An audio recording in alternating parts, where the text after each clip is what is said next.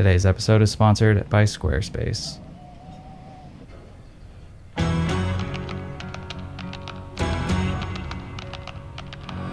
Ah yes, Texas. The show me state. It really seems to be a photographic hub for, Americana and structural abandonment. Two things that we love shooting hands down. Get it? Hands down, because oh wait, we haven't gotten to that part yet. Jason Lee is a name that I reference a lot personally. He's a photographer who I look up to and I think executed on the concept of, Americana and I'd say the decay of Americana exceptionally well in his book titled A Plain View, featuring some of his work shot on 4x5 across the great state of Texas. Wanting to accomplish something similar, but in our own dumber way, my buddy Caleb and I started assembling a list, which has a lot of compelling names on it and definitely exists, but we won't ever release it because it doesn't exist, of locations across Texas from multiple sources. Regardless, we were slated to be present at a photography meetup in Austin. So we hit the road for about a week leading up to the event so that we would show up to it tired, weary, and just overall kind of gross.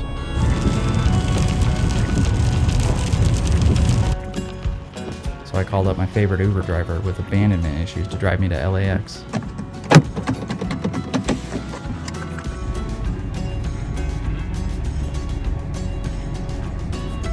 After busting out of the window to escape, I was safely on the plane to Austin, Texas with the spirit of yeehaw in my veins.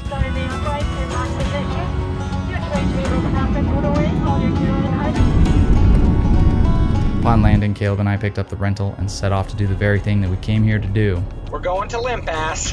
Eat barbecue and gain so much weight that we're virtually unrecognizable.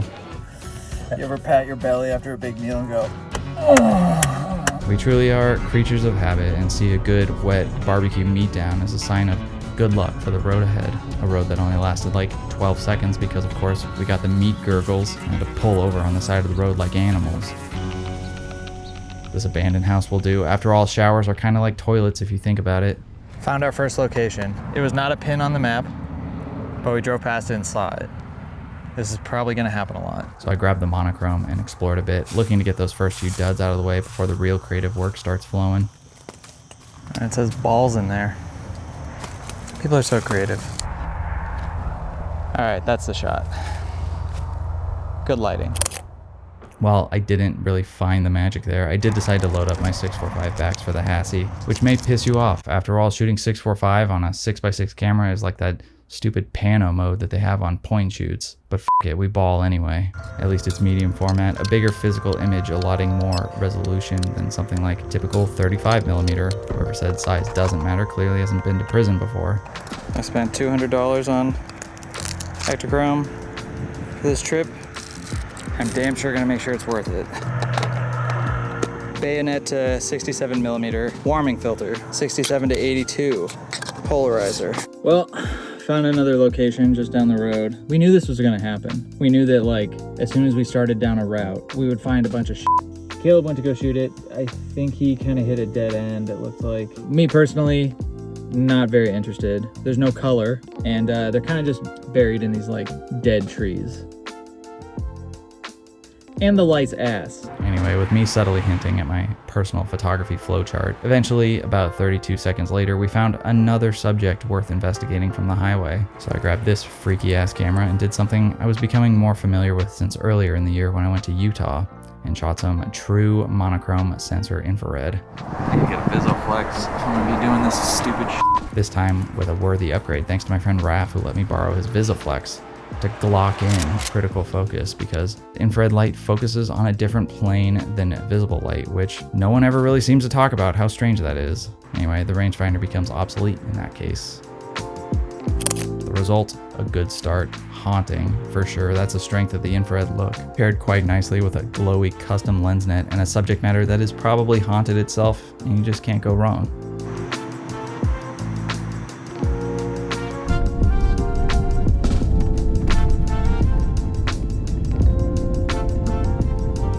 Down the road, we passed an old Texaco station and got to work referencing back my own personal photography flowchart. Oh, that's cool. All right.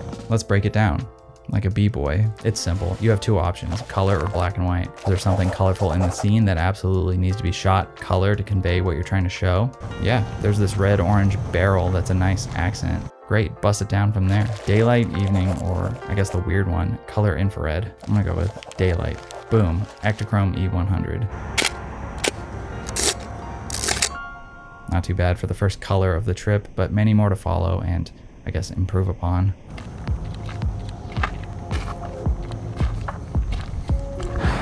I really fucking hope there's no one living in here. While it's not filled out completely yet, let's refer back to the flowchart. If there's no specific reason to be shooting color, black and white is definitely the move.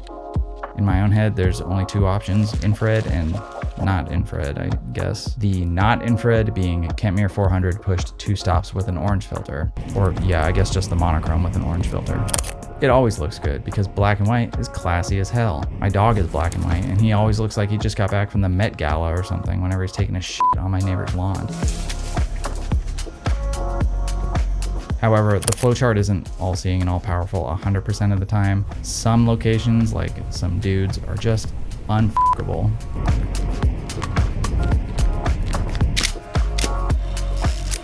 Alright, I've commandeered this ship. I'm starting to think we severely underestimated the amount of cool old Americana out here. Alright, picking up Caleb.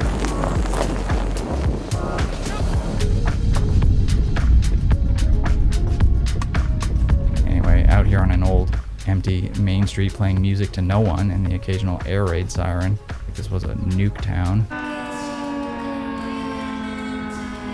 I collected this shot on Ektachrome and I quite like it. Good colors and lighting with a strong subject. I do wish the sky wasn't a blown out hot mess like any Hot Pocket that I try to microwave. Seriously, I don't know what I keep doing wrong. I'm following the instructions.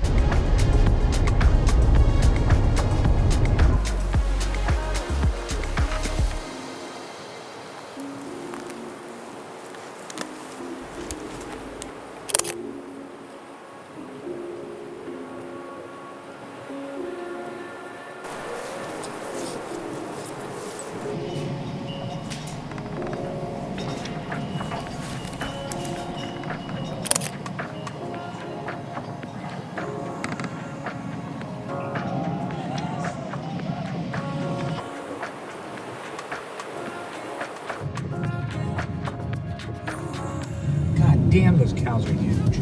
Deep somewhere off the main roads, we found our prize for the evening, an old dilapidated church with tons of character and some good sunset light.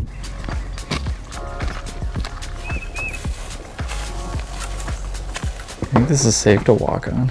Absolutely. Okay, I'll go first. That doesn't sound safe. I think that was a bird. I think that was me, man. Oh, shit. I would not go over there. Yeah, I feel like one sneeze in here and this whole thing's just gonna come down. Oh. This shot, pretty good. I think it clearly conveys what this interior used to be, and that's interesting. Plenty of detail to go around as well.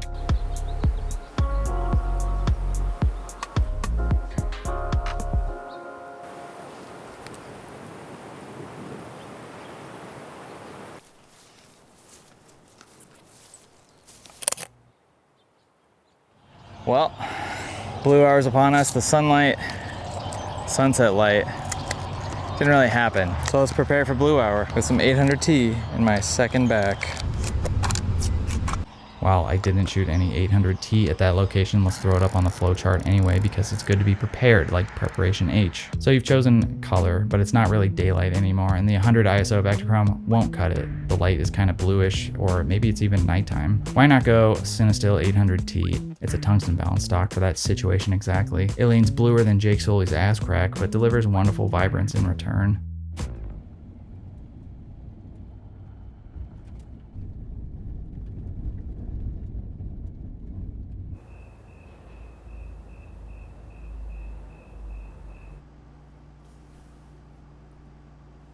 That night we landed at our hotel in College Station for the evening, ate something healthy, and recorded a podcast before hitting the hay. Not literally hay, though. It is Texas after all.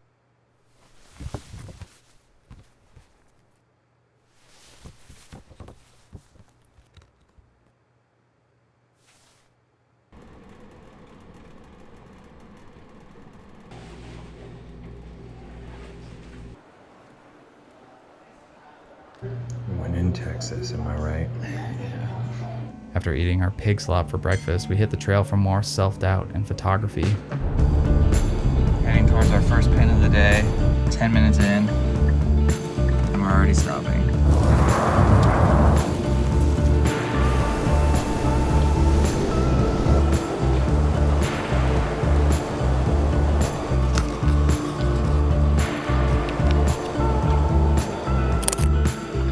We tried several locations after that with, I guess, minimal success until we came across this railroad way station.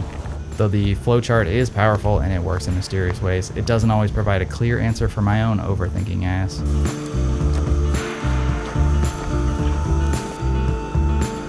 Airchrome might work here. Let's talk about this strange bracket, color infrared. This is the party section of the flowchart. There are no rules, f them. Light the rulebook on fire, throw it out the window, and never look back. But yeah, it's a good idea to pick color infrared when you're, I guess, operating in daylight with an abundance of green nature, because it turns any photo you take into like this nightmarish late stage herpes. Kind of a cool trick, especially when the green on Ektachrome looks kind of bland.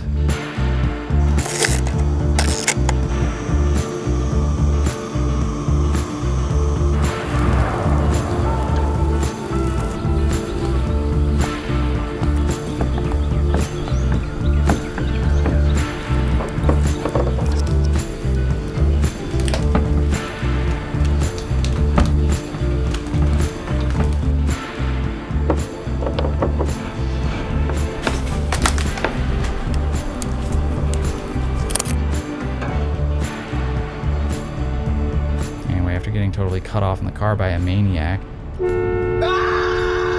we grabbed some refuge from the Texas heat after a slow morning of not much accomplished.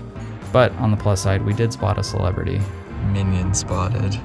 12 seconds later, we were back on the scent as we blew through some small towns with lots of potential subjects. It was the middle of the day, the lighting kind of sucked, and I wanted to shoot color, so color infrared was going to once again be the crutch I leaned on by choice, you know, as a talentless hack. Cool, a picture of an old car, really breaking new ground out here, Jason. Oh man, if it is this hot in March, must be a f***ing nightmare in the summer. If I was confessing to the truth tortoise, I'd say I was in a downward funk this day, not really drawing much inspiration, and the images were kind of falling flat as a result. I guess you can't be on all the time, but I do think if I slowed down a bit and worked the scene a little bit more, I could have done a better job overall.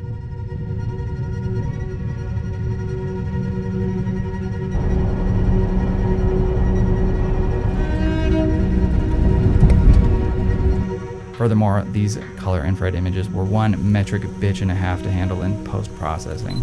And now I know why, to which I'll bless you with this super niche and probably virtually useless info. When it comes to infrared light, polarizers typically can't hang. They tend to like scatter that wavelength of light across the frame and kind of wash it out a little bit. A lot of experimentation and field testing had to happen for me to come to that conclusion, and so I really hope you enjoy that super niche piece of information that probably doesn't change the course of your day whatsoever.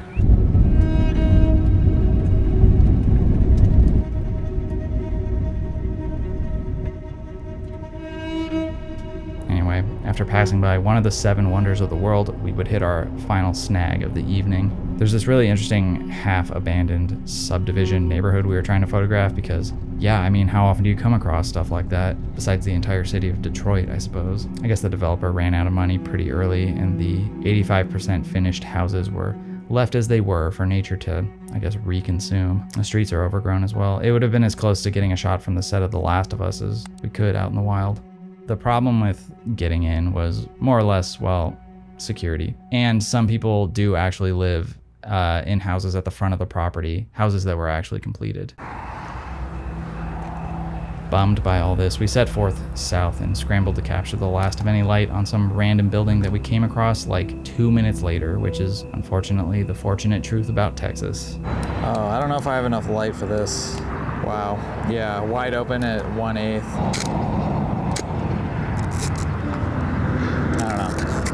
That shot turned out pretty good. Solid ambient colors, but this one's kind of better.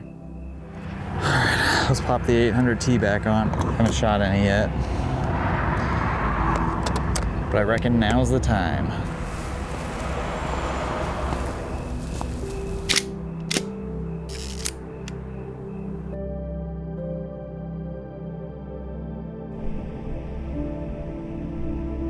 As an undeserved reward for our lackluster work that day, we drank some sad margaritas This is small. and drove like 3 hours south for a soft photography reboot. You want pets? No. Good. Don't trust strangers. That day was pure unfiltered ass, and I can't say with confidence that I got anything good. But I suppose there's peaks and valleys to the process, just like the thick, frothy top layer of a bustin'-ass ice cream. You can put nerds in your, like, smoothie here. You guys gotta come down to Sonic and see how they're revolutionizing the food industry. Now that we've done this only one time, now that we've only had one ice cream. Like, hypothetically, if we had Dairy Queen in the past 24 hours. Yeah. Like, twice. I think Dairy Queen's better. You ever had an Oreo ice cream thing, but with gummy worms in it? No. The gummy worms, like, freeze solid. Yeah. And they're like, it's like chewing rocks. It's an imperfect technology. If we can invent some sort of gummy worm, Anti-freezing gummy. we'll be rich. Dude. And we can afford all the cameras we want. Why do crinkle cut fries taste worse than any other fry? Have scientists cracked that yet? Wouldn't it be great if we got sponsored by Sonic? And so we could tell our girlfriends every night we have to go to Sonic. See, I told you, it's not chemical stuff. It's real. They just legally can't do that in front of you. I want just like all this to be Reese's and then like a little bit of, you know. I can see how most people would not want that though. See, all that is just ice cream. It has no f***ing Reese's. Okay, well if you're really upset, get out of the car and throw it against the wall. Anyway, after checking into our filthiest hotel room by far, Look at the vaulted ceilings. We can make lots of noise in here. Not like that, perv. we crashed out for the night after I took a quick 800T photo of the bathroom, because I guess I thought it had a vibe. And you know what? Not too bad. I actually kind of like this shot. Pretty sad that it's my best photo of the day, but whatever.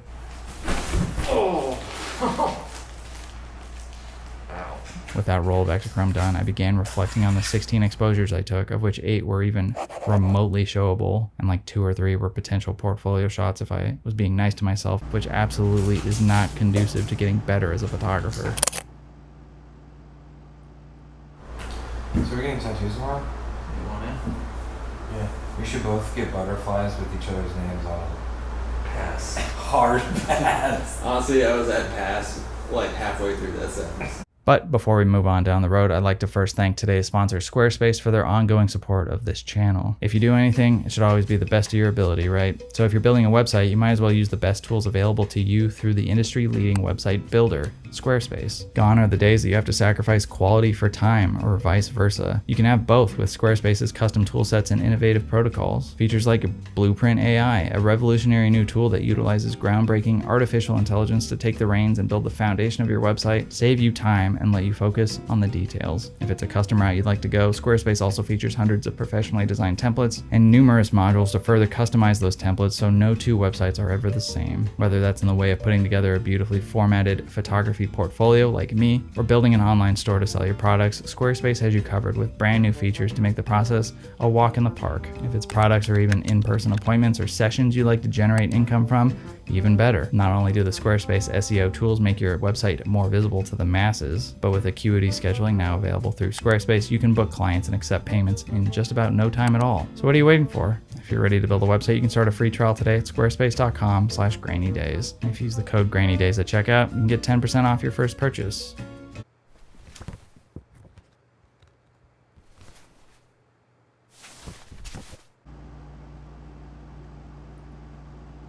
Though the previous day was hard to watch back for all of us, I'm sure, this day would be a significant improvement from like 0 to 100, from like single cell organism to Ryan Gosling. Oh, that's not a great shot. There's water here.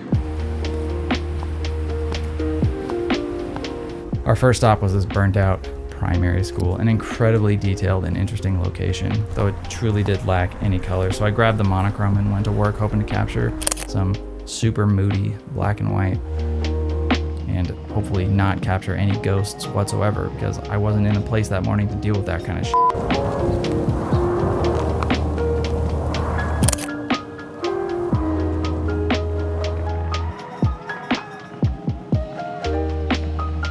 I did talk briefly with a local who came by, and he was telling me the school had been unused since before he was born, and that a fire ripped through it in 2021. A middle-aged man himself, this place has just been sitting out here in rot since the early 1970s. But perhaps it's because the populations of these small Texas towns is kind of dwindling.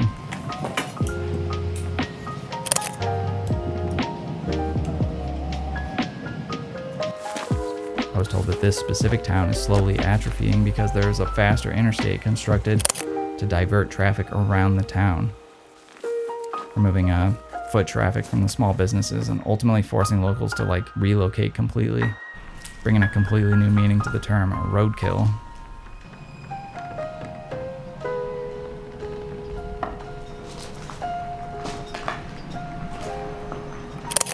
Kind of a sad process if you ask me, like death. And I think maybe in a way that's what these photos more or less represent to me now.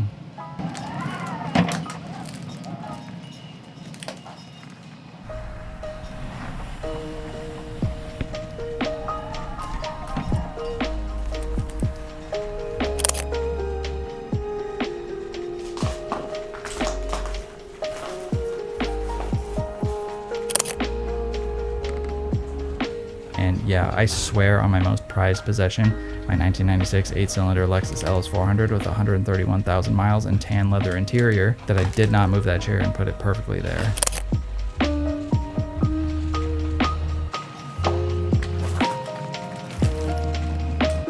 Big ass bird down there, blocking the exit. This may kill me. Anyway, after fighting a vulture the size of a goddamn pterodactyl, I got out of there with most of me still in one piece, and continued on to possibly the coolest relic of that town. An old one-screen movie theater that, according to my research, opened in 1950 and then subsequently closed its doors in 1980. It had to be shot on color. And it, color infrared too. Local legend has it that this theater is actually haunted with the ghost of a boy with black eyes who just sits there in the theater chairs, head down. So I personally was pretty glad it was boarded up and that Casper-ass demon can't get out, because like, what the dude? Originally there was another building next to this theater. In fact, the whole half of this main street was probably lined with small town architecture, but kind of just sits desolate now.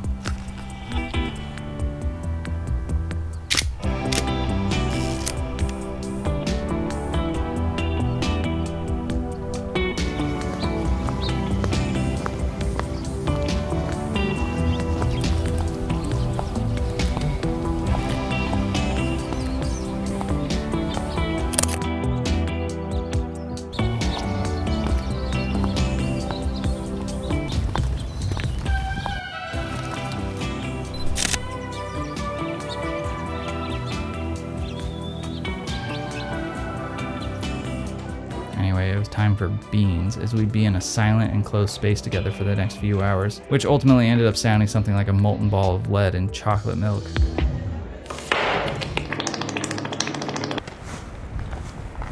Oh, I don't know if you can see it in the frame, but there's a church just buried in there. Doesn't seem like there's a way to get to it either. There's cactus. It looks cool though. Looks like some backcountry bayou true detective shit. Anyway, after getting that super weird feeling like, you know, something isn't right, you shouldn't be here, definitely don't go in, we went in.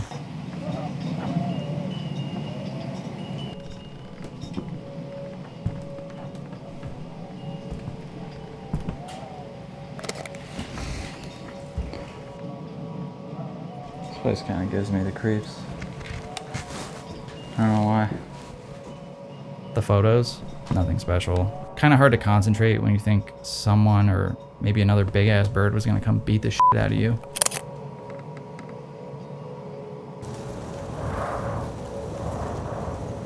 Something I did find interesting though was this boat way out here just rotting in the overgrowth, and the photo on black and white turned out pretty good.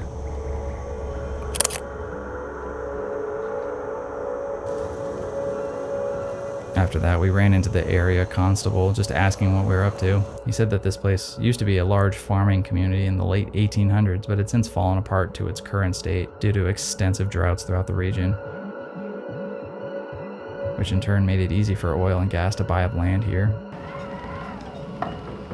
And, you know, the perfect conditions for two desperate photographers to swing through.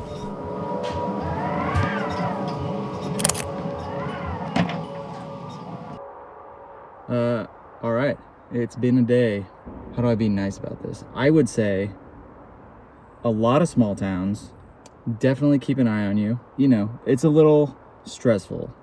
I do kind of feel like I'm falling into a pattern. Whatever side of the building the light is hitting, shoot it from a quarter angle so you get the shaded side and the lit up side. It's the Edward Hopper technique. He does it in all of his paintings.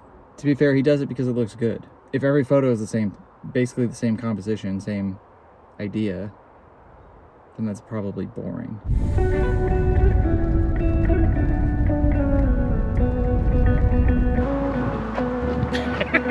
Down the road a few hours, the light was starting to get pretty good on this burned out hotel restaurant toilet. Like I need to pull a Harrison Ford and staple this hat to the top of my head. It's so windy out here. That is way too close. This hotel actually has kind of an interesting backstory that I only discovered later. It was built as a convenient place next to the railroad for, I guess, prospective investors to stay to entice them to build up infrastructure in the region. As recently as 2020, a fire ripped through it, and now it stands as it does. But with respect to the people who live behind it now that probably make meth, that fire was nowhere near as scorching as these photos were about to be. Maybe, I don't know.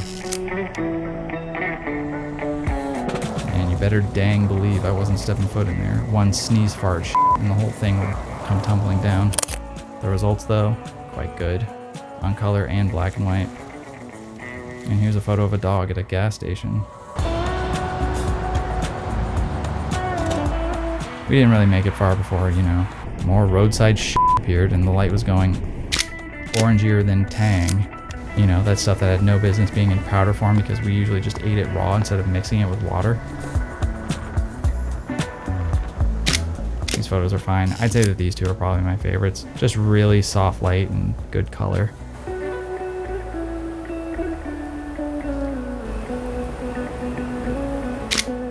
This house photo is totally a portfolio shot though. The huge power lines towering over it in the background. The last of the sunset light reflecting off the garage. It's like romantic. As romantic as a decrepit shithole can be, I suppose.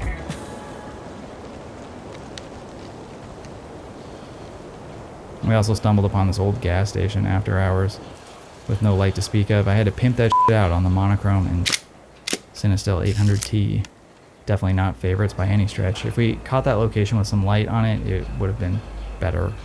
We could have hit it, I guess, first thing in the morning, but we were already behind schedule and we had mileage ahead of us to make sure that we got out west in time to loop back. So naturally, beer and pizza was in order. After all, we had a good day. I shot a lot of photos that I'm quite happy with when I review them now. That's our hotel. In 1,000 feet, turn right.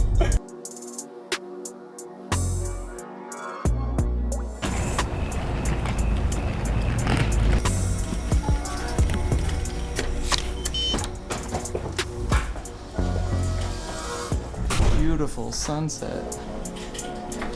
There's 2 fridges in here. Dude, they're living like kings.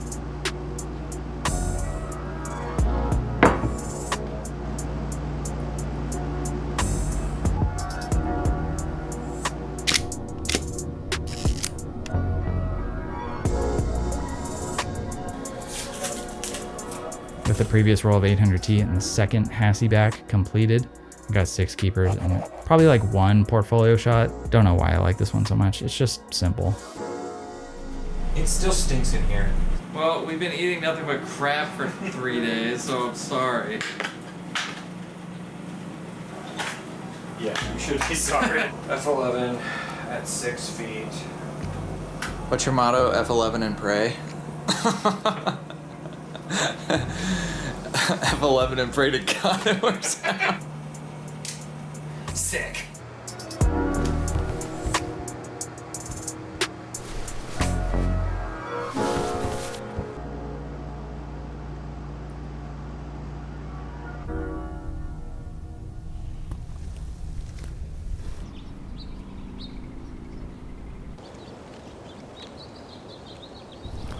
That morning we were off to a good start with an old gas station that yielded some work. But we knew we had a hike ahead of us. We were going to sprint out west towards El Paso and try and shoot some locations before doing a sick e-brake drift U-turn and heading back towards Central. But it, it's not like we had anything better to be doing. You know, two degenerates out in the Texas heat with cameras so technical that we don't understand half of how they work.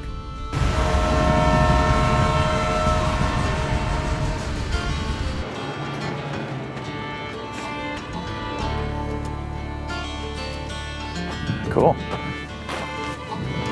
Let's shoot some infrared. There were some good locations, just absolutely desolate and sun-bleached border towns. But to be honest, tensions in the area definitely made things a little difficult to shoot that day. At one point we did pull up to an old storefront in town, but there was a heavy border patrol presence in the area and we didn't want to rock the boat. Yeah, that thing hasn't moved in a second.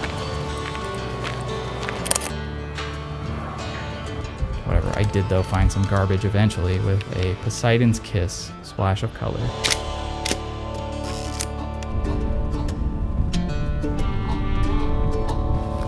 While this next location wasn't a planned pin, we did pull up on its ass ready to shoot after we recognized it from Jason Lee's work.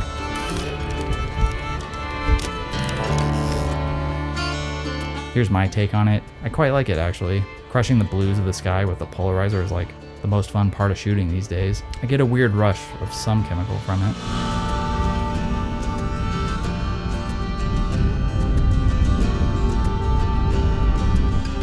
Cruising along the border, the highways were dead silent, and we stumbled upon something I'd only ever heard tale of. The smallest bussies in existence. A weird roadside attraction definitely deserves a weird photographic rendering. Color infrared. Anyway, like prisoners making license plates all day under the Texas sun, it was time for our mandatory lunch break. But first, probably one of the best, if not the very best, photos I took from the trip. I just love it. Compositionally, I guess it sits a little different. There's not much color, but I feel it effectively captures the, you know, sun-bleached emptiness that exists out there.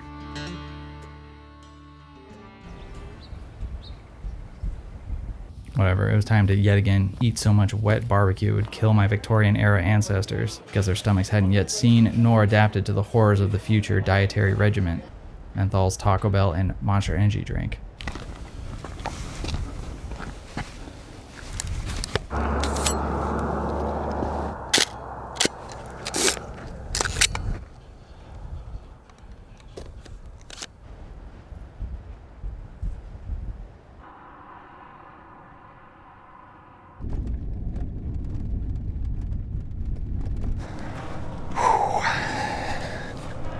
All right, what's up? We've been on the road all fucking day, so it's time to finally shoot something that isn't an art installation, I guess. One shot left on the Hasselblad Ektachrome. Gonna shoot this.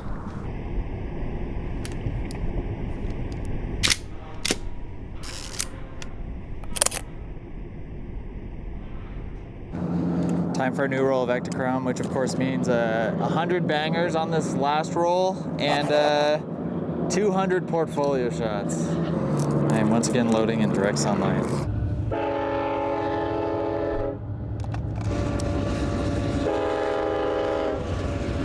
Yeah, we get it. Honk, honk. Down the road were the real treasures. Just a street of buildings fallen on hard times. And yeah, loose dogs, so that's always fun.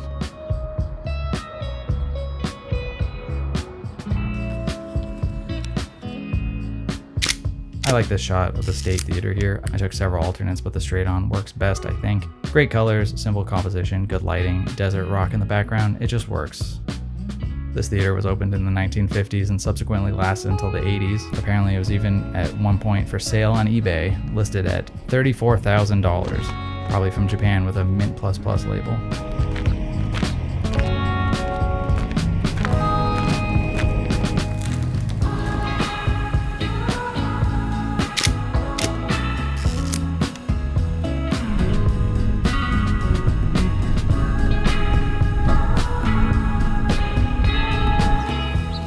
Part of town, the light was turning golden orange, but the compositions on Ektachrome were obvious. Old colorful motel signs,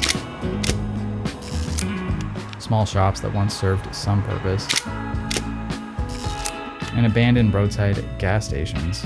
Well, this gas station has a lot of graffiti on it, so probably won't shoot it. Sad, because the lighting is good. We were finding more detritus around every corner out there than we ever did on Route 66.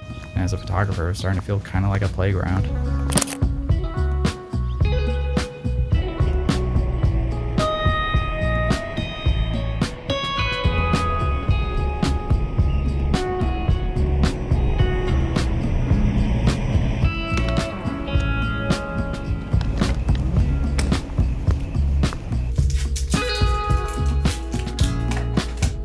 The previous roll of E100 and the A16 back, I got 10 or so shots I'd call decent, and I don't know, maybe 3 portfolio shots.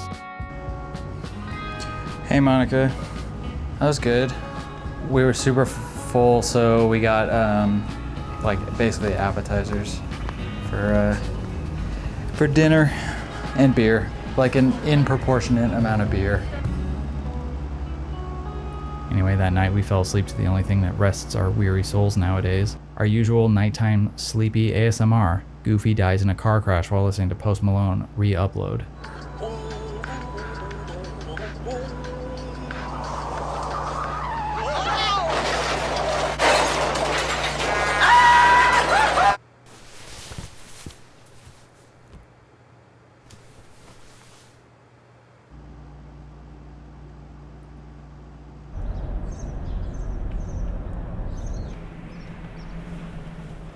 That morning, things were off to a solid start right after I did my daily affirmations. All right, Jason, you are not the world's shittiest photographer today. People totally respect your content. All right. Small town. Gas station coffee this morning. Gonna do everything within my power not to shit my pants. Got a long day of driving ahead of us. We're pretty far away. We need to be in Austin in like 2 or 3 days. Keep looking over there at the McDonald's like it's calling to me. McGriddles give me life. I wish they could make a healthy McGriddle, you know what I mean? One that adds years to your life. Dude, I was reading something last night about how some study concluded every hot dog you eat takes 36 minutes off your life. I don't eat a ton of hot dogs. I'm not downing glizzies left and right, but I have consumed, my fair share of hot dogs at this point. But I did the math, and you would need to eat 14,000 hot dogs to take a year off your life. I mean, those are glizzy gladiator numbers. All right, Caleb's here, so let's hit the road.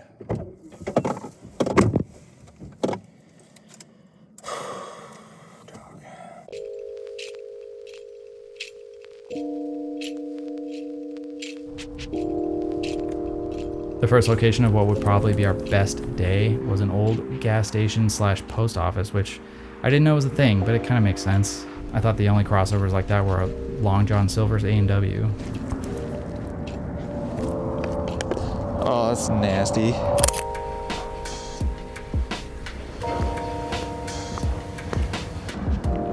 Anyway, the graffiti that says no nuclear waste here got me thinking that there was nuclear waste here, so I wasn't trying to hang around and grow a 3rd belly button. Well, this location is cool. A little sketchy though.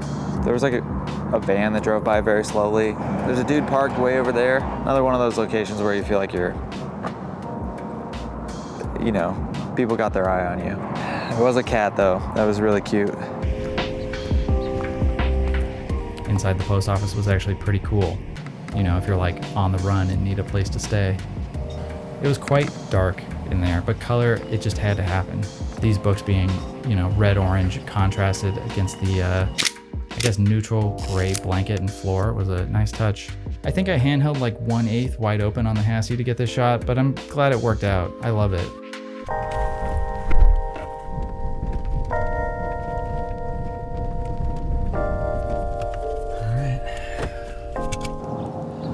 All right, where's the light hitting?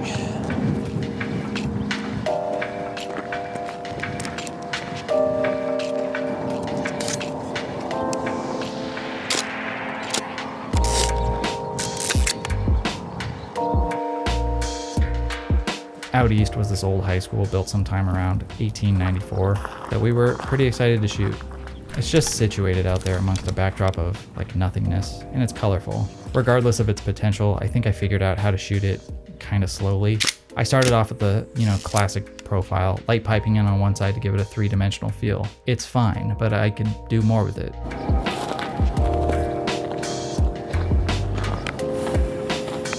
With the infrared, I used it to add a deep background layer to an interesting foreground, and it was starting to click in my mind a little.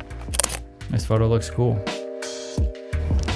And yeah, so do all these other ones on infrared.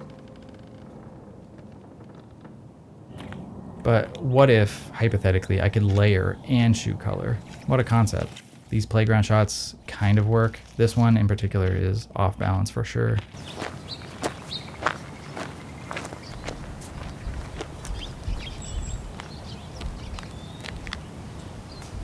But it ultimately clicked right here at the community center pool. Not these alternates, but this one. I mean, holy shit, my dogs. When I first saw the slide, I blacked out and didn't remember the next 24 hours. I love it. It's one of the best shots from the trip, possibly even the best, I don't know. Good contrasty colors, a lot of layers, good lighting, and interesting subjects that tell a compelling story. It's what I look for in a photo, and this one captured them all effectively, I think.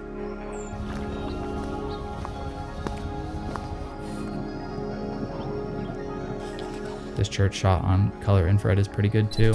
I was on a roll, and sometimes as a photographer, you just know it in the moment. It doesn't happen often, but it's definitely a good feeling.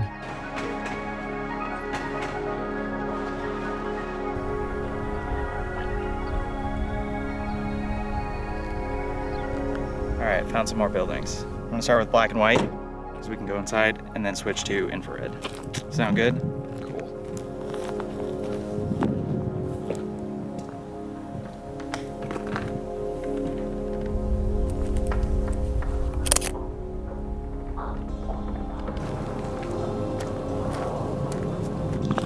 Switch to infrared. Some people think infrared is gimmicky, but whatever. You don't really want to be friends with those people anyway. They're bad people. I think it works incredibly well for subjects like this. Depending, of course, on how you kind of use it. It creates a nice separation and brutal contrast that maybe did a half-decent job of reflecting on how crumbled and isolated a lot of these communities are. Where, this reason or that reason forced families and communities to leave. In this case, it was mostly the Great Depression in this region that kind of did everyone in. It's, it's not a shining moment in their lives, I'm sure, and capturing in this intense, dark, apocalyptic look probably acts as sort of a connective tissue to how the locals feel about these detritic homesteads now. This shot on Ektachrome is another example of layering in subjects that tell a story. Kids' bikes lined up in front of a discarded home and looming in the background a burnt out car. It's a good shot, for sure, but it's also sad.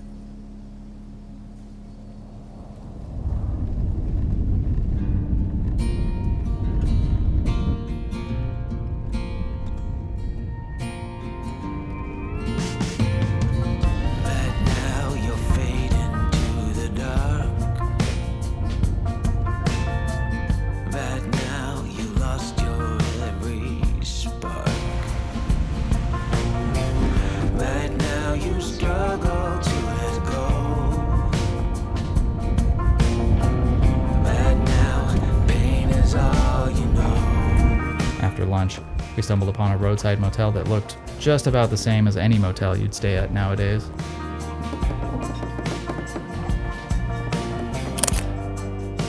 I can't really say that I was totally in love with anything there. There was just an overabundance of horny-ass graffiti. You can thank your local teenager for that. The rickety-ass sign I found quite unique though, and it was positioned right above where the pool used to be, so it was kind of perfect. If only the light swung around to the other side, we'd kind of be in business here. Here's that sign on Ektachrome, and of course, color infrared. This beamer's running my ass. Well, maybe we should brake check him and kill us both.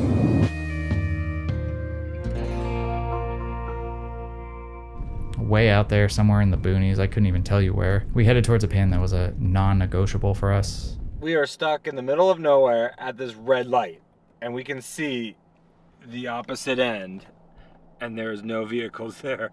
We haven't seen anyone for miles.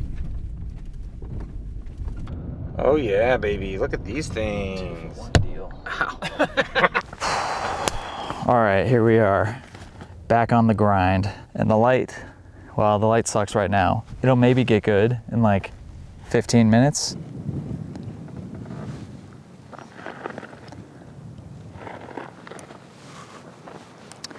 Five more minutes.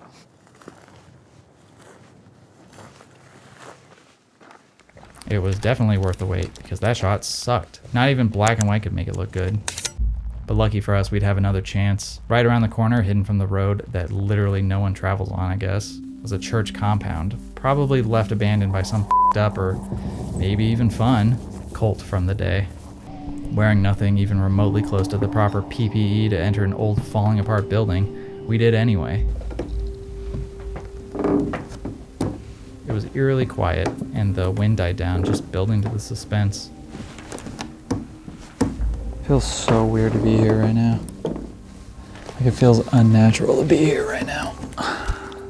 But the photos, they're absolutely fantastic. Really, really moody on black and white, and even pinched off a few on 800T.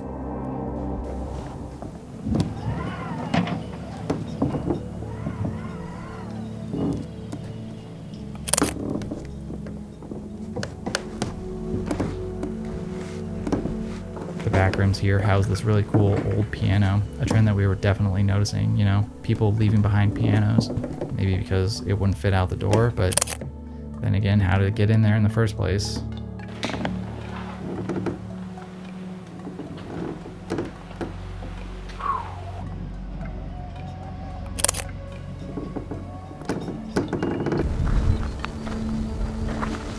Straight up, I think that might have been one of the best abandoned locations we've ever been to. Very eerie, though. Right next to the church was another location that had us kind of in awe. According to the Texas State Historical Association, this school was part of a $1 million upgrade brought to the region around the 1960s, but it didn't really last long as the oil fields that once, I guess, brought work here soon dried up and many people left for new opportunities elsewhere. I guess at one point around 1986, it was converted to a hog farm, which sounds like stereotypical Texas, but then subsequently, even that was left abandoned for, you know, several tornadoes passing through the area to do their work too.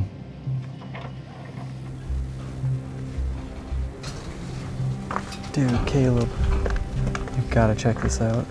The best part was the gymnasium, a wide open array of wreckage, but still familiar enough.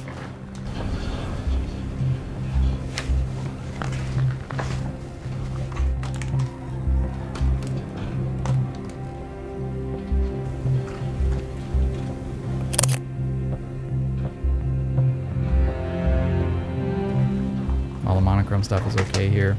Here's the color that I took with just barely enough light to capture it. And I think it's good. Quite a familiar subject overall, but transformed into something you don't see every day, and that makes it interesting. There were somewhat fresh-looking boot prints in there, so we decided not to press our own luck as the sun dipped out of sight. After all, it just takes one guy on bath salts to ruin everything for you. Anyway, there were some freaky-ass looking dogs nearby. They're just staring at us, menacingly. So we snapped a photo real quick and then peaced out. Yeah, I bet they go in there and just chill. You think they goat in there?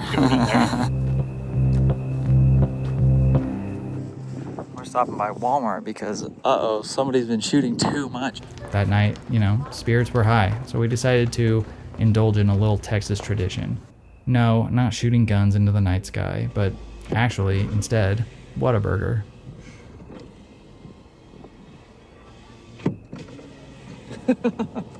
You're gonna break that. Do you know what you want? Yeah, milkshake. Is that all you're having? Thank you for holding. Go ahead and order whenever you're ready. Okay. All right, 2756. Don't pull it around. All right, thank you. You f***ing embarrassed me back there. You've probably never wondered what the floor of our road trip car looks like. A lot of bull crap.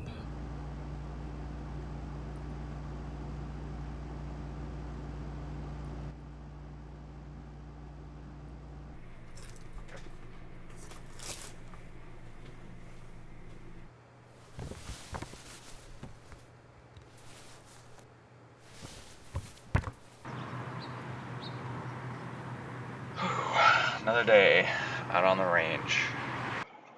Got a lot of driving to do. Headed north. Cheers. Anyway, after what a shitting ourselves that morning, we set off trying to repeat our successes from the day prior.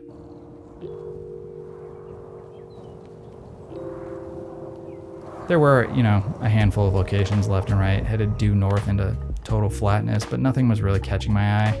Perhaps, I don't know, these derelict buildings being a dime a dozen had spoiled us and we'd seen too many.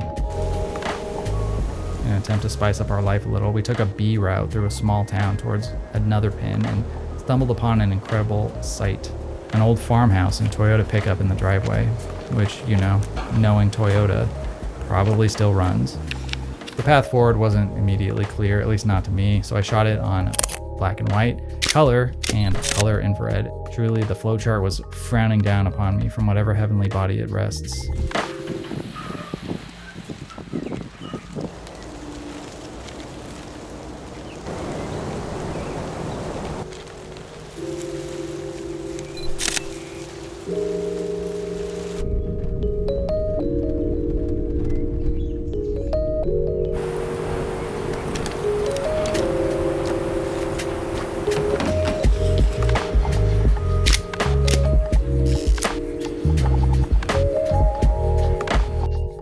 Yep, getting close. That cow was like, nah, that ain't a thing. You gotta pay the toll. Anyway, the wind started picking up and the dust began shrouding the horizon more and more the further we went north, but the locations were becoming, you know, like cigarettes when you're drunk. Quite hard to say no to.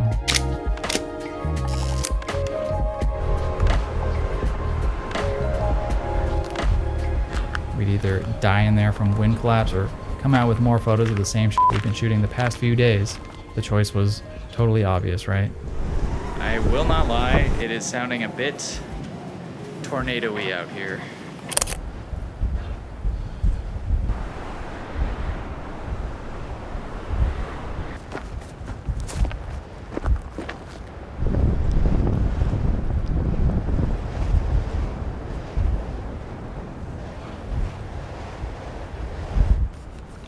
The photos were okay. I personally would have liked more background blue in the sky. Something other than, you know, just a total wall of beige, making everything look like the 1930s Dust Bowl.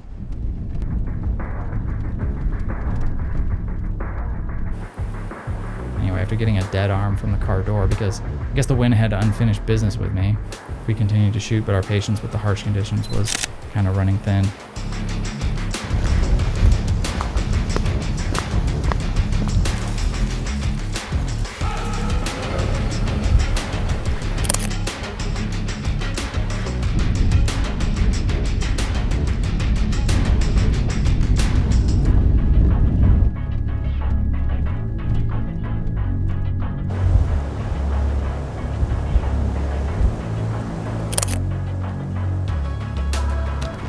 The light growing more angled, but I guess fainter as it dipped below the dust line. Things were starting to look sepia tone just about everywhere as we searched the areas for any pops of color we could find.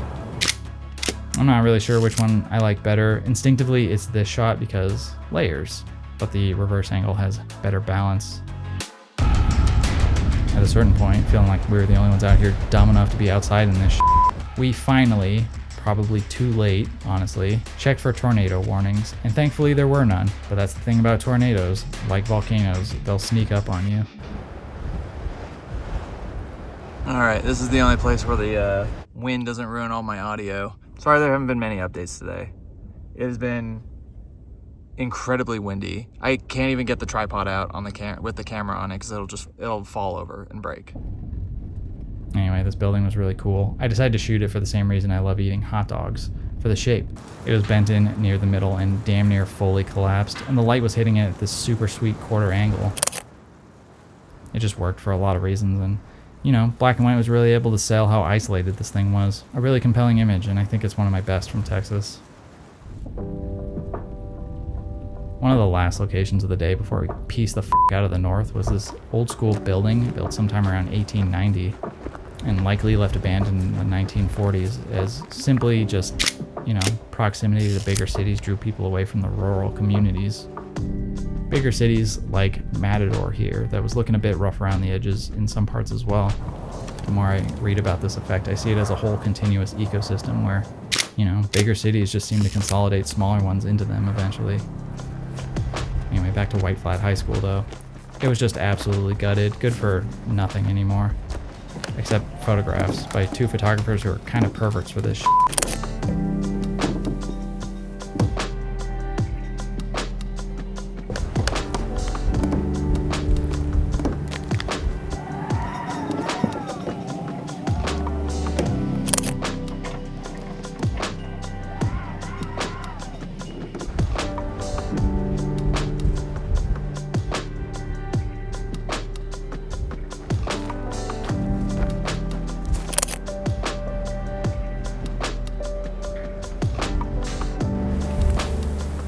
The wind reaching a peak level of thorn in our ass.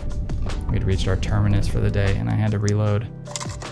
10 keepers, but I don't know about any portfolio shots. I'd say this one was probably the closest.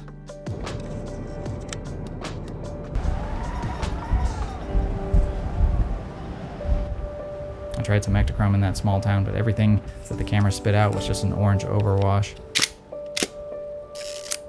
No real variety in color. The culprits were a mix of the evening light, the 81 filter, and the dust, I think.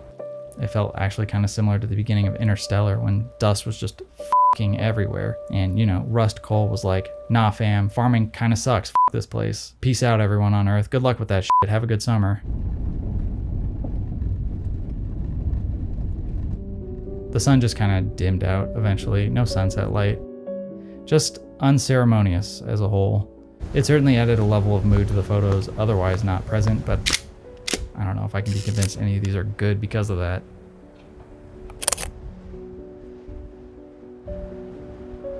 All right, the wind has finally died down a little bit, and you know what that means? I had to clip the lav mic onto my nipple. Our final location of the day was just a small town we were passing through on our way south. Jayton, unfortunately, was seeing the same kind of exodus as a lot of other small towns in the region. I had a chance to talk to a local and they told me that they drive 24 miles out and then, 24 miles back just to get gas and groceries. I guess it's just a different way of life out there, but, they're making it work. Different problems than me, for sure. I doubt that they frisbee frozen blueberry waffles onto their neighbor's deck so that pigeons go there and shit all over it.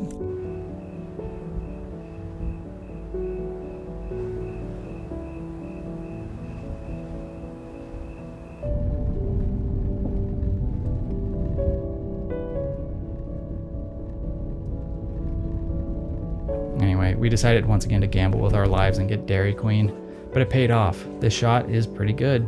Something different than the smorgasbord of f***ed up buildings. Just a guy alone at a DQ in some remote town. Though I haven't exactly been there myself, I've definitely been there, you know what I mean?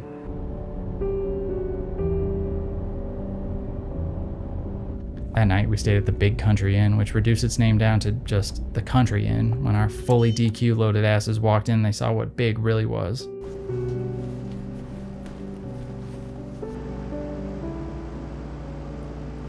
I want to feel like these horses. Stallions.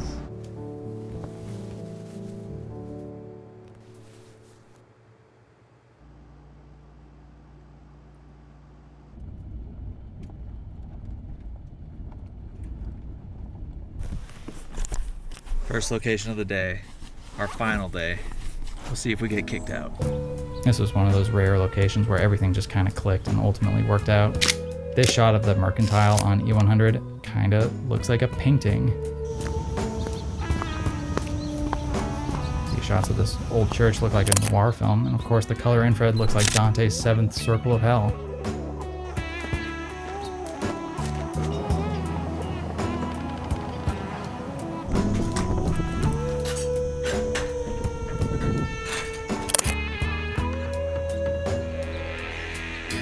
Anyway, after meeting the boss, God damn! we had no other plans other than get in proximity to Austin, as our time on the road was coming to an abrupt end and we didn't even come close to knocking off every location on our list. We did stop in a nearby town for coffee because we can't function and we'll die weak men without it. But the main street looked quite interesting. A mix of industry in the background and the old town buildings left in various forms of tatter created an interesting dichotomy. I felt that there was a lot of potential here, so I grabbed the E100 and went to work. Right off the bat, a good start. I like this shot. Just nondescript buildings with good light and good form. Literally the other direction, 180 degrees, no scope. I took this. But this more honed in alternate, I like a little bit better.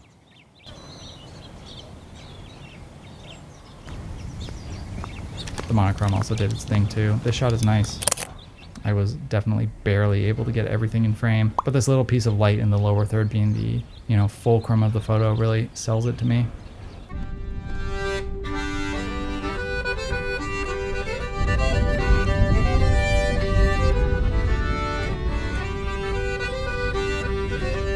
Somewhere out in the empty space between towns, we found a little bit of this and a little bit of that, and eventually made our way back into another ghost town created by a diverted main highway with, de-evolved T-Rexes running around.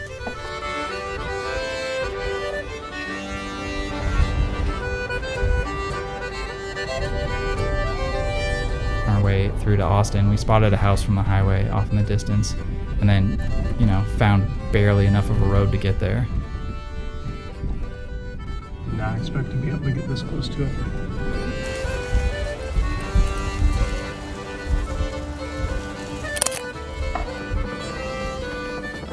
I do not foresee this building lasting too much longer. This Texas wind. There's a piano in the back and an old TV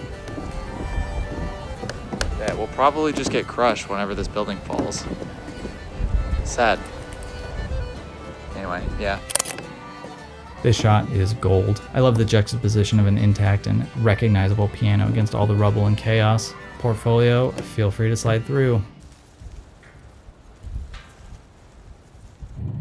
That is like really fucked. I guess this was an old elementary school called the Mustang School that hadn't really been in use since about 1958 or so. The result of the end of a 6-year drought that brought financial hardship and, I guess, an exodus of people from the region.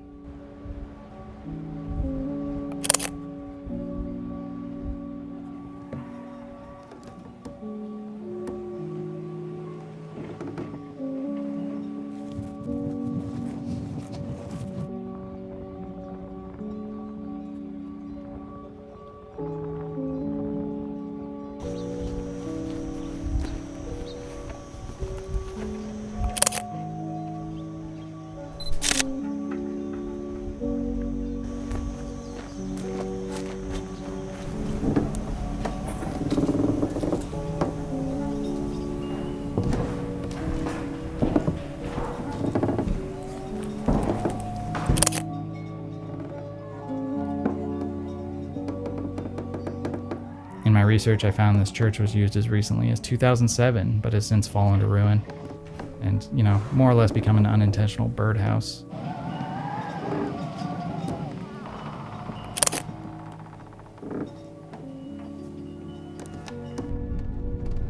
Anyway, we popped into town for some Dairy Queen to, quell the shaking from cream withdrawal. And wouldn't you know it, there was this overgrown motel that someone was probably living in. I don't know, I got kind of a funny feeling from it.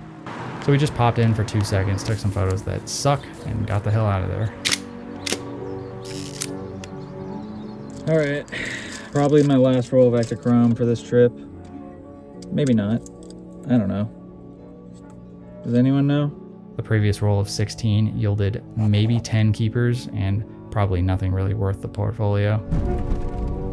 Kind of just cruising towards Austin today. We've been stopping quite a bit. We're still like 2 hours away from Austin, which is where we need to be. I don't think there's any darkroom events tomorrow. But we are all meeting up and going to the rodeo, the Austin Rodeo, which should be cool.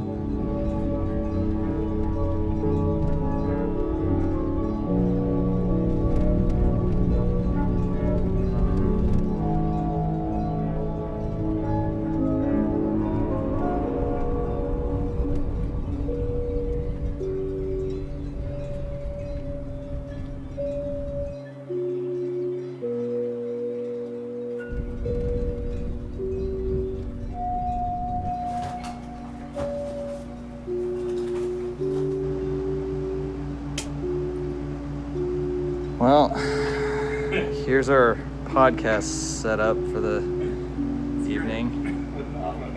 I've shot 12. It'll probably be 14 by the end of this trip. Yeah, but you also are shooting what, Jason? He is shooting digital.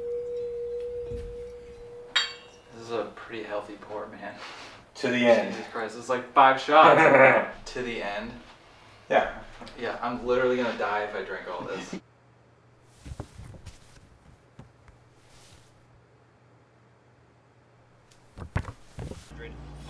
It is a fixed lens medium format camera. And that makes it the only fixed lens medium format digital camera to exist. See everyone, Jason does brush his teeth. How do you do this? You put the toothpaste? Do you need to borrow some of my toothpaste? Borrow, I wasn't planning on giving it back. That day was the beginning of our foray into Austin, a city distinctly different than the rest of Texas.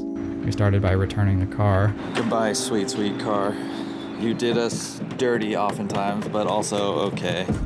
Met up with the T-Dog and made our way into downtown to rest up at our accommodation the next few days as more and more celebrities were starting to show up. Finally, Jason has energy. All right, well, home sweet pineapple for the next few days. Made it to Austin. I don't think we really have anything to do until the rodeo later. We've been traveling quite a lot the past few days, and it's been tiring. We slept in this morning, and I still feel more tired than usual. Maybe I should just go get coffee. The rodeo will be cool. I want to shoot 800T. Maybe I'll load up some 800T right now.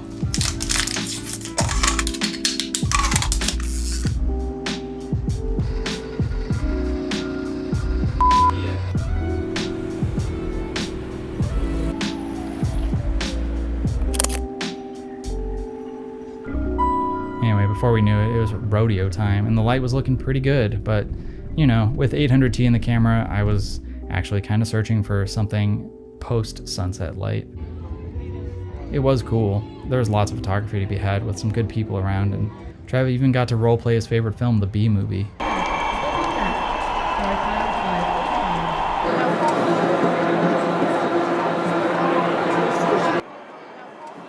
I took maybe one photo inside the Horse Dome or whatever it's called, and it's really good. Portfolio even. But it wasn't long before event staff caught up to me and told me that I couldn't take photos because I was using a professional camera, the Hassie. I mean, I get it, but iPhones nowadays have more resolution than 645 does. They've got more zoom, they can do 4K video and live stream it too, and everyone there has one and was probably using it. So I say, fuck off with that stupid antiquated rule. Whatever, the light outside was getting good, as a gradient of blue provided a beautiful backdrop to the now lit up rides and attractions.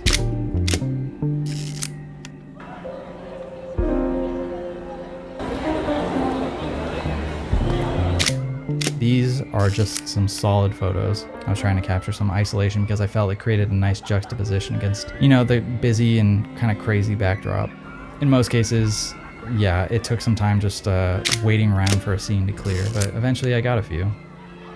And to close out an overall well-rounded set, I shot this, and I love it. It has no choice but to go into the portfolio.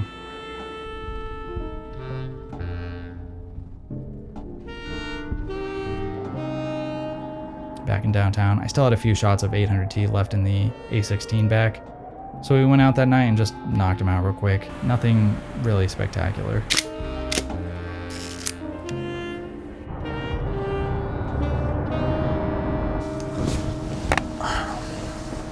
EV4 at 800.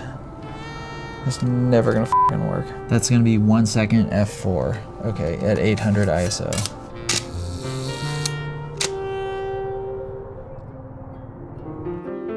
Of the 16-shot roll of 800T, I got 13 keepers and, whoa, maybe like 6 portfolio shots? I really do wish this one turned out a bit more readable. I think the guy just kind of gets lost in all the busyness behind him, and I only had a split second to take it, so I could have done better.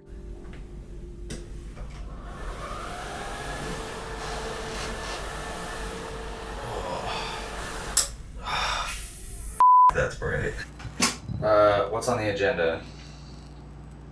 There's a beers and cameras, and then a photo walk at Lady Bird Lady Bird Lake, something like that. Sorry, it looks like a dungeon in here, but Yep, we were gonna photo walk the shit out of Lady Bird Lake. Hopefully the infamous Lady Bird Lake killer wouldn't make an appearance, because 2 serial killers is a bit of a crowd.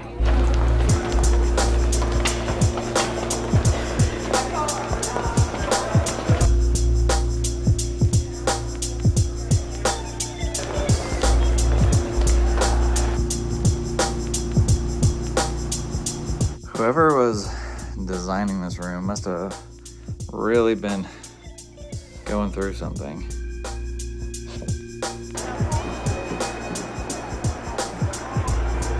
Anyway, the photo walk was a success. You know it's a good one when I don't get any footage because I was too busy talking shit with people. I did take a few shots though on my last roll of E100. This crosswalk shot being my just absolute favorite. I'm honestly impressed with myself for getting the focus right. I only had a split second to grab it. Of the 16 exposure final roll of Ektachrome, I got 8 keepers and maybe 1 portfolio shot.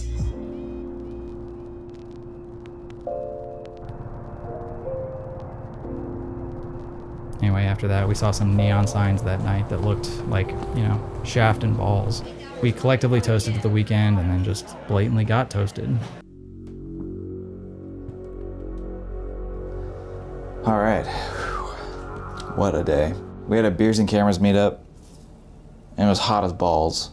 Of course, I was wearing a sweater, so that's kind of on me. I got a lot of cool gifts from people, so let's check it out. Somebody gave me a Pro pack of Pro Image 100. They want me to do a review on it. I got some Pro 400H, and then I got a bunch I mean, this looks like drugs. I'm very tired. Doing these meetups, always a lot of fun, for sure. But it is draining too, you know? There's just a lot of mingling, networking, and other buzzwords. And I don't know, I've never been good at that kind of stuff. Everyone was super cool. Don't think there was a single person I did not enjoy talking to. So thank you everybody for coming out. You know what's funny? Everybody at the meetups today asked me how the barbecue's been. Texas is world famous for barbecue. It has not disappointed. We went to Mickelwait's on day 1. It was fine. And we went to another barbecue place somewhere in the south. I think it was near Marfa. Brick Vault Brewery and Barbecue. Very good. But it's like out in the middle of f***ing nowhere. And then we had another one that was like, it wasn't even on Google Maps. We were just passing through a town and there was a sign for barbecue. Okay, cool. So we go up to it, knock on the, like, this window. It looks closed. A guy opens it up, looks around, and he's like, what do you want? So we placed our order, and my God, it was so good. And then here in Austin, we had Stubbs. Everyone said Franklin's was really good too, but they were like, it's a 4-hour wait. 4 hours to wait in line for that. You have to show up full. It's been a long trip. I feel like I've been gone for a month. But no. Just 1 week.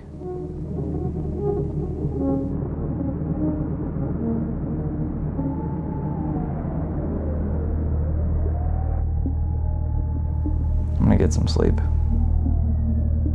You probably should too, if you're watching this.